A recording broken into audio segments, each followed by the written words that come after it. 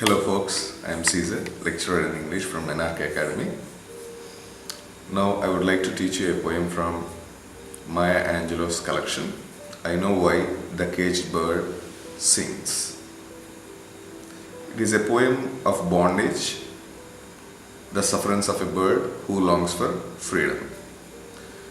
The free bird leaps on the back of the wind and floats downstream till the current ends and dips his wings in the orange sun rays and dares to claim the sky. The bird used the wind as its vehicle and traveled to the end of the currents of the wind and even dared to challenge the sky with the confidence that is bestowed by the sun rays. Sun is the enlightenment of knowledge, the ultimate energy that gives freedom or liberty of thought. With that essence of knowledge, it dared even to challenge the sky for its freedom and its longing for liberty. But the bird stalks down his narrow cage, can seldom see through his bars of rage. His wings are clipped and his feet are tied. Here in this context, the narrow cage, the bondage and slavery, how it is forced to live in bondage, and it can seldom see through his bars of rage. It is not in harness to any kind of life of liberty, and it is with rage. Rage means anger, uncontrollable wrath. His wings are clipped and his feet are tied. It is not able to flutter its wings. If a bird is not able to flutter, it is almost half dead. And similarly, its feet are tied. It is almost paralyzed. It is not able to move its feet. So he opens his throat to sing. It cannot move its limbs, the most vital organ, its wing, and it cannot move its feet. So it has become, to an extent, physically demoralized. Physically, it cannot move anymore. And its feet are incapable of having a positive movement. So it has only one option left, that is his tone. So it started singing and it wants to vent out its feelings through a song. The caged bird sings with fearful trill. Its intonation is displaying fear or awe. It is left with only distress, pain, barrenness. So it doesn't have any other options. Only its life is embedded in pain. So it wants to express all its pain through a song. It started like a trill, a frightening, fearful trill, full of fear and pangs of the things unknown but longed for still.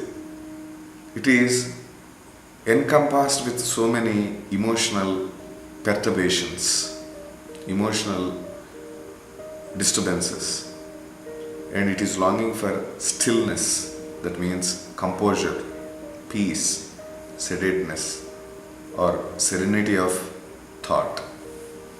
And his tune is heard on the distant hill, and it is singing in a mournful voice, and it is able to hear its echo because its voice is hitting the hillside and it is getting an echo and it is felt by the bird. For the caged bird sings of freedom.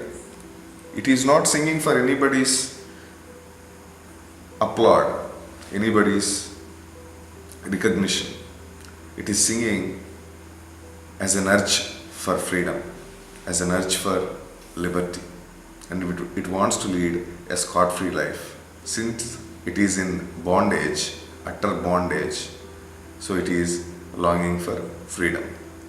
The tree bird thinks of another breeze. The bird, which is free, is thinking of another breeze. It is quite a thought-provoking sentence, and it is showcasing that it is not given any kind of freedom, but it is fed with what is required. But sustenance is not simply dependent on food or amenities. It requires some kind of liberty or freedom. Breeze on the trade winds soft through the sighing trees, and it has its own pain, and it is expressing its sorrow. The silent listeners for the song of the tree are none other than the trees. They do have some compassion towards the awful life of the bird, but they are incapable of lending any helping hands. And the fat worms waiting on a dawn, bright lawn, and he names the sky his own. The pilfering force in nature, the exploitative nature in the world is symbolized with the fat worms, parasites who take pleasure in others' sacrifice and who never reciprocates respect in return. Such creatures are taking or eating away the liberty or the force of freedom away from the bird. And he names the sky his own. Such a creature is claiming that the sky is its own. So we can imagine liberty is not a tool of achievement or a source of freedom. Unless you grapple for it, you grope for it, it can no longer be upkept. This is a wonderful poem for the quest of